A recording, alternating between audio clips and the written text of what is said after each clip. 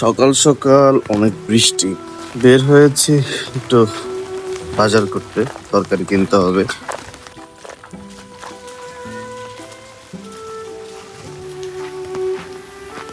বর্তমান যে বাজার অবস্থা, আর আমাদের মতো যারা চাকরি করি এরা আসলে বাংলাদেশে বাস করি না, সারভাইভ করি।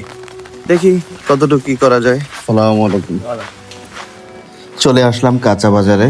এটা গ্রামের কাঁচা বাজার। এখানে মুদি দোকানের সাথে এই কাঁচা বাজার, তারপরে মাছ এগুলো রাখা হয়। কিছু করার নাই, সারভাইভ করে থাকতে হলে পাঙ্গাস মাছই শেষ ভরসা। আসসালামু আলাইকুম কাকা, লতি চিকন গুলো নাই না? এটা কত? 70 টাকা দিয়ে লতি কিনলাম। অবশিষ্ট টাকা দিয়ে কাকাকে বললাম যতটুকু শিং মাছ হয় দিয়ে। চরম বাস্তবতা এটাই যে আগে মানুষ পকেটে টাকা নিয়ে যেত, বাজার ভর্তি ব্যাগ নিয়ে আসতো, আর এখন বাজার ভর্তি টাকা নিয়ে গেলেও পকেট ভর্তি বাজার আসতেই কষ্ট হয়ে যায়।